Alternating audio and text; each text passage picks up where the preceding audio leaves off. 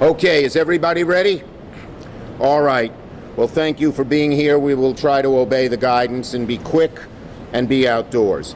Now, everyone knows for weeks I've been trying to prevent the post office from doing the awful things that they are doing. But the post office, by slowing down the mail,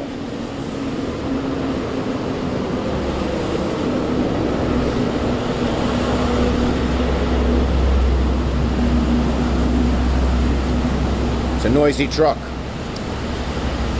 Can you all hear me loud and clear? The post office, by slowing down the mail, is hurting millions of Americans, millions of New Yorkers, and it's worse during a COVID crisis. So many New Yorkers depend on the mail for their medicines. There are elderly, people with pre-existing conditions who can't go to the drugstore. They depend on the mails. When that prescription is late, there's anxiety. I know. Now, I get statins for cholesterol. They're not life-threatening. If I don't get them, it's not life-threatening. But when those pills are late, I feel anxious. Imagine how a senior citizen feels when there's life-dependent pills and they're late. Lots of people rely on the mails to get other necessities during COVID. So to slow down the mail at any time is disgraceful. To slow it down at COVID is despicable and hurts people's lives. It also hurts many of our postal workers. We have tens of thousands in New York. They're not hiring them adequately. It hurts our small businesses. It hurts our elderly. And here's a group it hurts a lot, our veterans. Our veterans depend on the mail to get their medications. A lot of them aren't getting it. And then, of course, Donald Trump is aimed at hurting the elections. He has said, this man has no limits, unlimited gall. He says he wants to slow down the mail to hurt the elections and make people doubt the results of the election. Maybe he's worried he's going to lose. It doesn't matter. Our elections are sacred. Men and women have died for them and the right to vote. And to do this is disgraceful. The postal system is well loved by America. 91% of America approves of the postal system. But it's now being 100% undermined by the Postmaster General, a political hack appointee of Donald Trump. Donald Trump is undermining some of the most sacred institutions in America, and the post office is at the top of the list. I've warned about this for a long time. We must stop these destructive actions. No overtime, not filling positions that are empty, dismantling machines that are very much needed to distribute the mail. And now, the goal to tell states to say that election ballots will not be treated as first-class mail, which they should, because our elections are sacred to America. The problem is President Trump, but it's also that political hack appointee, Mr. DeJoy.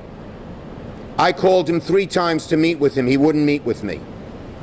I then told Meadows and Mnuchin we're not negotiating any further unless he comes and sees us, because postal is part of our negotiations. I spent almost 2 hours with him, and I can tell you, Mr. DeJoy has a public be damned attitude. He said, I'm doing what I want, in so many words. So, we're demanding 3 things today to try and straighten out this situation. First, I'm demanding that the Senate hold hearings and call Mr. DeJoy and the head of the Postal Commission before them this week. I'm demanding that Leader McConnell go into regular session so we can have these hearings, and then Senator Johnson have the hearings call Mr. DeJoy, call the head of the Postal Commission for them, and ask them why they're doing these things and see what answers they're getting. And if Mr. DeJoy refuses to appear, he should be stamped return to sender. He shouldn't be allowed to be the Postmaster General if after all this destruction he can't answer to the American people what he is doing. Second, I'll be introducing legislation that will do three things. Number one, say all election mail is treated as first class, must be treated as first class by the post office. So first, all election mail must be treated as first class by the Postal Service. Two, that all of the overtime be restored, and the people who haven't been able to come to work for COVID have replacements, so we have a full complement of workers. And three, that they put back together all the machines they've destroyed, the mail sorting machines, that will slow these things down. Our legislation will demand it, and we will place that legislation on the COVID-4 bill or some other must-pass legislation. We will get this done. And third, if Speaker Pelosi brings back the House to vote on very similar legislation, which she is preparing, I will demand that Leader McConnell bring back the Senate to vote on it as well. We cannot have McConnell ignore this problem, stay at home, say we don't have a problem as he's done in the past. So, all of our actions mean one thing. Let's save the post office. Let's save the post office. It's vital to Americans in normal times. It's more vital in times of COVID. It's even more vital in times of elections. Let's save the post office. And the vast majority of Americans and New Yorkers, Democrats, Republicans, Independents, I know join me in asking this to happen. Okay, I think I've said everything I'm going to say. Okay, let me just talk briefly about the convention, and then we'll take questions only on this subject. We're not going off topic, okay? First, at the convention.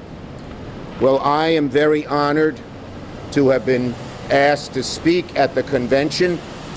I will be speaking with the Statue of Liberty looking over my shoulder from the Brooklyn waterfront and speaking about immigration and its importance to New York and to America.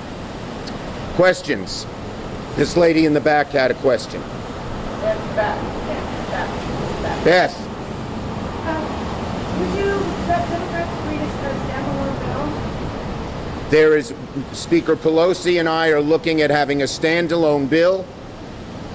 The House, she can call it back into session. She can do that. I hope she will. And then I will ask Leader McConnell to call the Senate back in session to do a standalone bill. So are you confident that Leader McConnell will bring the Senate back into session? Ask him. So far, he's not been cooperative with all the illness and economic hardship of COVID, but there is huge pressure everywhere. I'm getting hundreds of calls to my office about people worried about getting their medicines, worried about getting their vital needs taken care of, and worried about the election and voting. My parents are 97 and 92. They have voted every year.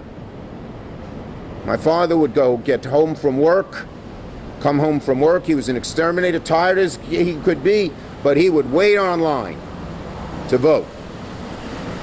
Well, he's 97. He needs to vote by mail. And he, like millions of other senior citizens, doesn't want to be told, we're not going to treat your mail as first class and it might not get counted. Nope. Another question first. He's very good at asking a lot of questions. So are you. These are you camera guys, these are the two guys who hold you up the most. You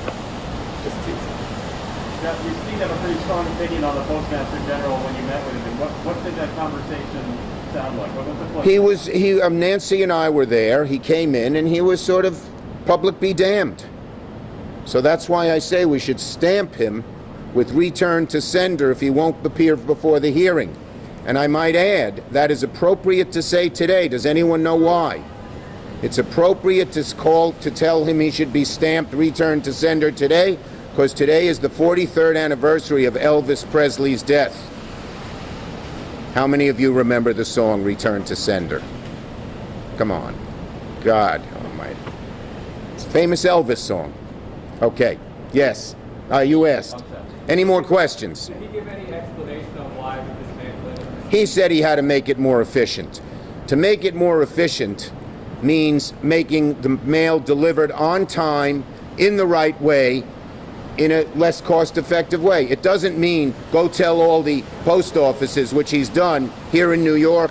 I've been at the big postal centers at Long Island, at Buffalo, and Rochester this week, and they're telling them it always used to be a credo. If the mail was at the distribution center that day, it would go out that night.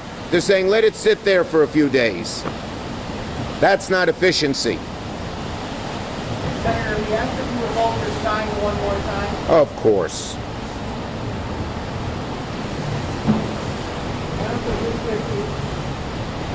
I'll do it this way. Thank you. Thank you, everybody. Be safe. Thank you. Did you speak to Leader McConnell, or do you have an open line of communication? We're sending him a letter. That was just my question. Sending him a letter. Not in the mail. Not in the mail. Is it going to get that? Will he get it? It's going to be hand-delivered to his office. The e-version. Okay, thank you, everybody.